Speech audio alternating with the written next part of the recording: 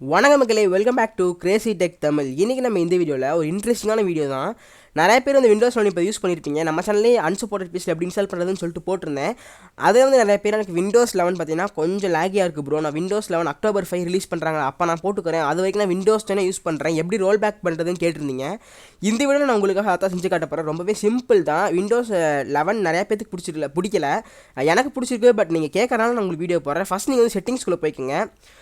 நிறைய பேர் இந்த தான் கேட்டிருந்தீங்க. ஸோ அதனால அந்த வீடியோ போகிறக்கு நான் வந்து யோசித்தேன். நான் நிறைய கண்டென்ட்ஸ் எடுத்து வச்சிருக்கேன். ஸோ அதுக்கு முன்னாடி இதை போட்டுட்டா உங்களுக்கு யூஸ்ஃபுல்லாக இருக்குங்கிறதுக்காக தான்.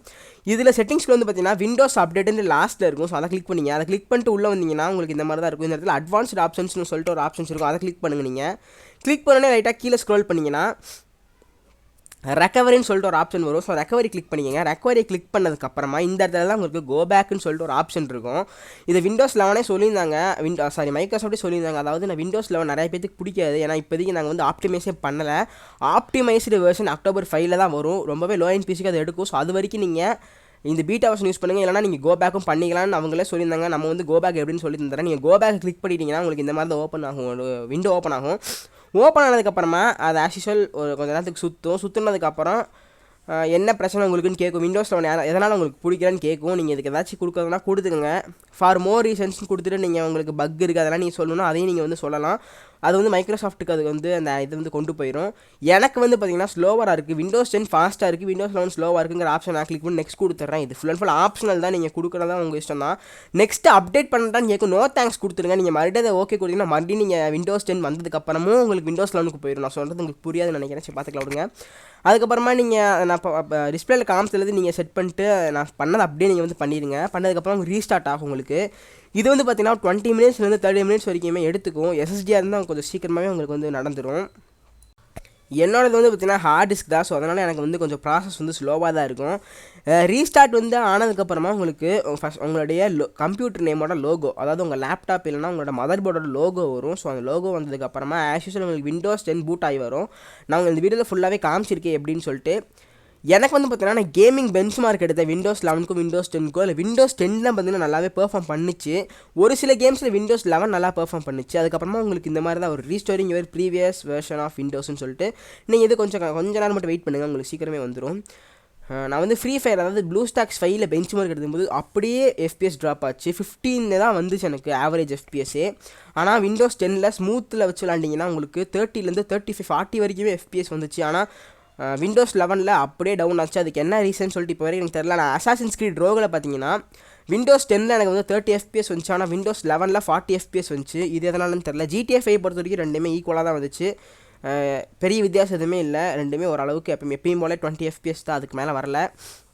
பிளாக் ஃப்ளாக் கேமும் அதே மாதிரி தான், ரெண்டுமே ஈக்குவலாக தான் வந்துச்சு. அசாசின்ஸ் கிரீட் பிளாக் ஃப்ளாகையும் மற்றபடி வேறு எந்த சேஞ்சஸுமே இல்லை. ரெண்டுமே ஓவராலாக ஓகே தான். ஆனால் எனக்கு வந்து விண்டோஸ் 10 வந்து பார்த்திங்கன்னா கொஞ்சம் ரெஸ்பான்ஸ் சீக்கிரமே பண்ணிடும். இப்போ நம்ம ஏதாச்சும் ஒரு ஆப்பை கிளிக் பண்ணுறோம்னா டப்புன்னு ஓப்பன் ஆகிடும். ஆனால் விண்டோஸ் 11 அந்த ஃபீச்சர் இல்லை, கொஞ்சம் ஸ்லோவாக தான் வருது. அதை வந்து பார்த்திங்கன்னா அவங்களே சொல்லியிருந்தாங்க, இது ஜஸ்ட் இந்த நார்மல் வெர்ஷன் தான், நான் உங்களுக்கு ஆப்டிமைஸ் பண்ணலாம் நாங்கள் தரல. இது வந்து பார்த்திங்கன்னா டெவலப்பருக்கும் பீட்டா வெர்ஷன் யூஸ் பண்ணுற அவங்களுக்கு மட்டும்தான் இந்த வெர்ஷனு. நாங்கள் இன்னும் யூசர்ஸ்க்கு அந்த வெர்ஷன் நாங்கள் ரிலீஸ் பண்ணவே இல்லைன்னு அவங்களே தலைவோ சொன்னாங்க. நம்ம தான் கொஞ்சம் அவசரப்பட்டு போட்டோம், நம்மளால தான் மிஸ்டேக்கு. பட் பரவாயில்ல, நம்ம ஒரு வழியாக விண்டோஸ் 10க்கே ரோல் பேக் பண்ணிட்டோம். அதனால் நமக்கு வந்து பிரச்சனை இல்லை.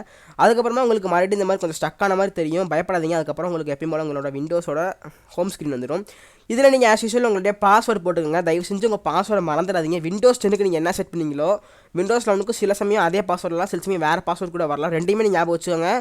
ஏன்னா நீங்கள் வந்து பாஸ்வேர்டு மறந்தீங்கன்னா உங்களுக்கு ஜோலி முடிஞ்சுன்னு தான் சொல்லணும். வேறு வழியே இல்லை. நீங்கள் ரீசெட் அடித்தா மட்டும்தான் உங்களுக்கு உள்ளே போக முடியும். பாஸ்வேர்டை மட்டும் மறந்துடாதீங்க. நான் நிறையா வாட்டி மறந்து ரீசெட்டில் அடிச்சிருக்கிறேன். ஸோ அந்த மாதிரி என்னைய மாதிரி யாரும் மிஸ்டேக் பண்ணிடாதீங்க. ஓகே, ஒரு வழியாக வந்து பார்த்திங்கன்னா நமக்கு நம்மளுடைய விண்டோஸ் 10 வந்துருச்சே. ஓகே கேமர்ஸ், பார்த்தீங்கன்னா நம்மளுடைய வால்பேப்பர் அதே மாதிரியே வந்துருச்சு. எந்த சேஞ்சஸுமே ஆகலை. அப்படியே விண்டோஸ் 11 இருந்தது விண்டோஸ் 10க்கு மாறி வந்துருச்சு. கொஞ்சம் ஸ்லோவாக இருக்குது ப்ராசஸ்லாம். ஃபஸ்ட் டைம் ஓஎஸ் பூட் ஆகி வந்தனால நமக்கு கொஞ்சம் இந்த மாதிரி அதுவாகவே ப்ராசஸ்லாம் பண்ணிக்கும், ரீஃப்ரெஷ் அதுவாக பண்ணிக்கும். டாஸ்க் பாரில் பார்த்தீங்கன்னா உங்களுக்கு எதுவுமே ஓப்பன் ஆகி வரல. அதெல்லாமே இப்போ 5 செகண்ட்ஸ் எல்லாமே ஒன்றா வரும். இது வந்து பார்த்தீங்கன்னா யூஸ்வலாக ஹார்ட் டிஸ்க் யூஸ் பண்ணுற எல்லாத்துக்குமே இந்த பிரச்சனை இருக்க தான் செய்யும். எஸ்எஸ்டி போட்டால் மட்டும்தான் அவங்களால விண்டோஸ் 10 இருந்தாலும் 11 இருந்தாலும் ஃபுல் பொட்டன்ஷியல் எதிர்பார்க்க முடியும்.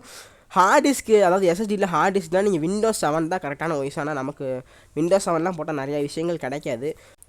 ஓகே மக்களே, வீடியோ முடிஞ்சிருச்சு. வீடியோ பிடிச்சிருந்தா லைக் பண்ணுங்கள், பிடிக்கலான்னு டிஸ்லைக் பண்ணி விட்ருங்க. உங்கள் ஃப்ரெண்ட்ஸ்க்குலாம் ஷேர் பண்ணுங்கள். அப்போ தான் அவங்களுக்கும் இந்த மாதிரி ஏதாச்சும் பிரச்சனைனால விண்டோஸ் 10 வரணும்னா இந்த வீடியோ பார்த்து அவங்களால ஈஸியாக வர முடியும். ஓகே, மற்றபடி எல்லாம் பண்ணி விட்ருங்க. Tata bye see you. வேறு ஒரு எக்ஸைட்டிங் வீடியோ சந்திக்கிட்டு இருக்கோம். Bye from crazy tech Tamil. Okay, tata bye see you.